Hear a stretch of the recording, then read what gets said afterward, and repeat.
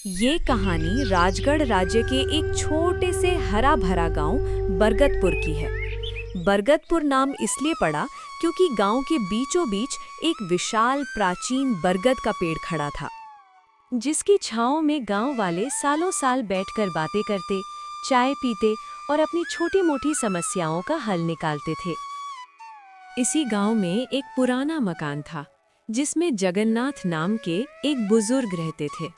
जगन्नाथ के 3 बेटे थे, रामू, शामू और हरि। लेकिन ये तीनों सगे भाई नहीं थे। रामू और शामू जगन्नाथ के सगे बेटे थे, जबकि हरि उनकी पत्नी की पहली शादी से पैदा हुआ था। जगन्नाथ ने हरि को गोद लिया था और उसे अपने बेटे की तरह पाला था। जगन्नाथ की उम्र अब 70 के पार हो चुकी थी।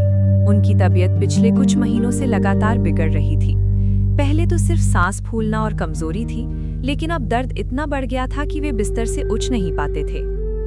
घर में तीनों बहुएं, रामू की पत्नी सरला, शामू की पत्नी राधा और हरि की पत्नी, जो कुछ साल पहले गुजर चुकी थी, इसलिए हरि अब अकेला था, दिन रात उनकी सेवा में लगी रहती थी।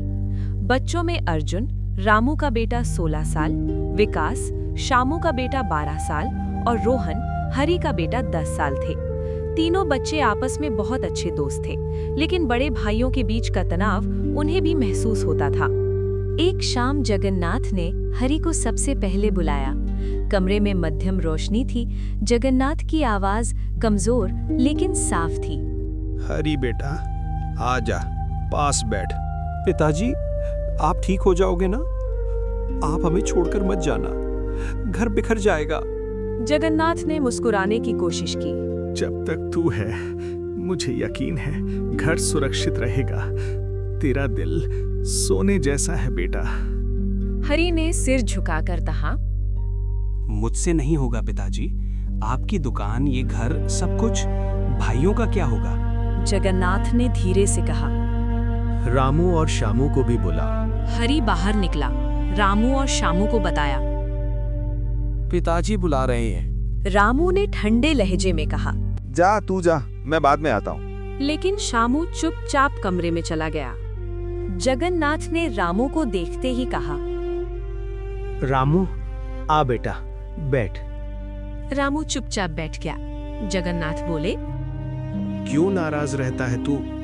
छोटे भाइयों से बात नहीं करता? रामू का चेहरा तमतमा उठा। वो मेरे छोटे भाई नहीं है पिताजी। आपने गोद लिया था, लेकिन मेरे लिए वो हमेशा अलग रहेंगे। जगन्नाथ की आंखें नम हो गईं।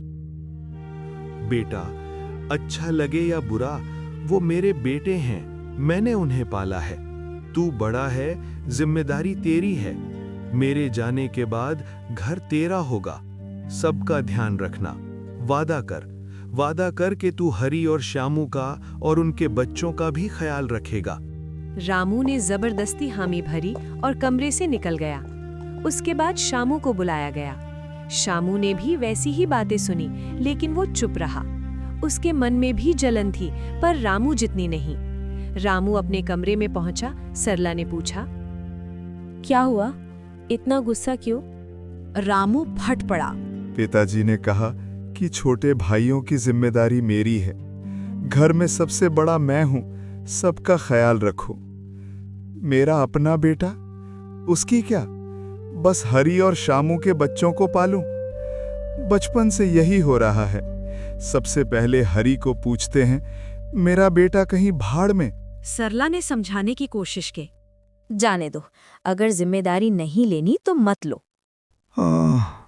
मैं क्यों लूं? बेवकूफ थोड़े ही हूं। रामू ने कहा। इसी तरह शामू भी अपनी पत्नी राधा से शिकायत कर रहा था। पिताजी हरि को ज्यादा चाहते हैं। हम दोनों सगे हैं, फिर भी हरि को तरजीह। बरगद के पेड़ के नीचे तीनों बच्चे बैठे थे। अर्जुन बोला, पिताजी आज बहुत गुस्से में थे। विकास ने पूछा, क्यों? रोहन ने कहा, दादाजी से मिलने से पहले ठीक थे, मेरे पिताजी तो रो रो कर बुरा हाल है। अर्जुन ने कहा, हम तीनों की तो अच्छी बनती है ना, फिर हमारे पिताजी क्यों नहीं मिलते? विकास ने कहा, सुना है जब दादाजी ने हरि को गोद लिया तब से दिक्कत शुरू हुई। रोहन ने कहा, अगर हम तीनों की जगह हमारे पिताजी होते तो मैं जान दे देता भाइयों के लिए। अर्जुन हंसा। अच्छा, कैसे? जमीन में गाड़ दूंगा जो कुछ कहेगा। रोहन ने मजाक में कहा, सोचो हम तीनों मिलकर समोसे की दुकान चलाते, क्या मस्ती होती। विकास ने कहा। तीनों हंस पड़े। तभी रामू आ गया। अर्जुन, चल बाजार से सब्जी लाने। अर्जुन डर गया और चला गया। रामू ने उसे डांटा। उनसे दूर रह। रात को जगन्नाथ की सांसें थम गईं। पूरा घर रोने चिल्लाने से गूंज उठा। सुबह अंतिम संस्कार हुआ। पूरा गांव इकट्ठा हुआ। चिता जल गई। अंतिम संस्कार के बाद रामू और शामू ने हरि को बुलाया। रामू बोला, अब अपना ठिकाना ढूंढ ले। ये घर और समोसे की दुकान अब हमारी है।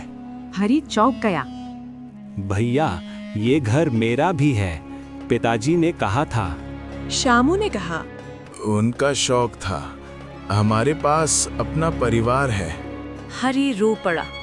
मेरी पत्नी गुजर गई, रोहन छोटा है, हम कहाँ जाएंगे? रामू ने सख्ती से कहा, कल तक का समय है, सामान लेकर निकल जाना, वरना खुद फेंक दूंगा। अगले दिन हरि और रोहन छोटा सा सामान लेकर घर से निकल गए। अर्जुन और विकास दरवाजे पर खड़े उन्हें देखते रहे। रोहन ने पीछे मुड़कर देखा, आंसू बह रहे थे। हरि और रोहन गांव से दूर जंगल में पहुंचे। रोहन बोला, पापा, अब कहाँ रुकेंगे? आज यहीं, कल देखेंगे। पापा, आप लड़े क्यों नहीं? दुकान में आप भी उतनी ही मेहनत करते थे। वो बड़े हैं बेटा, उनके बारे में बुरा नहीं सोचना। तभी एक साधु, जिनका नाम विष्णु राम था, पास बैठे सब सुन रहे थे। उन्होंने सोचा, सत्य की महक आई है, लेकिन परखना होगा। साधु ने बूढ़ी औरत का रूप धरा। बेटा, 2 दिन से भूखी हूँ, कुछ दे दो। हरि ने जेब से सारे पैसे निकाल दिए। ले अम्मा, भगवान तेरा भला करे। रोहन बोला, पापा, हमारे पास सिर्फ आज का था, वो भी दे दिया। कोई बात नहीं, हम जवान हैं, जंगल में फल खा लेंगे। बूढ़ी अम्मा कहाँ जाएगी? थोड़ा आगे बढ़े तो एक बैलगाड़ी से सोने की पोटली गिरी। हरि ने उठाई और दौड़कर सेठ को लौटा दी। सेठ बोला, तुम ईमानदार हो, अगर चाहो तो मैं तुम्हें घर और दुकान दिलवा दूं। हरि ने मना कर दिया। नहीं, वो मेरे बड़े भाई हैं। अचानक सेठ साधु में बदल गया। तुम्हारी सच्चाई सच्ची है। लो ये विशेष पाउडर, 2 चुटकी डालो, कमाल होगा। वापस गांव जाओ। हरि गांव पहुंचकर उसने अपने भाइयों को सारी बात बताई। ये सुनकर सभी बहुत खुश हो गए। अब पूरा परिवार खुशी खुशी रहने लगा। उस दिन से हरि का जीवन अच्छी से बीतने लगी। अगर आपको ये कहानी अच्छी लगी हो तो कमेंट में एक प्यारा सा इमोजी जरूर करें और अपनी माँ के लिए एक सब्सक्राइब जरूर करें।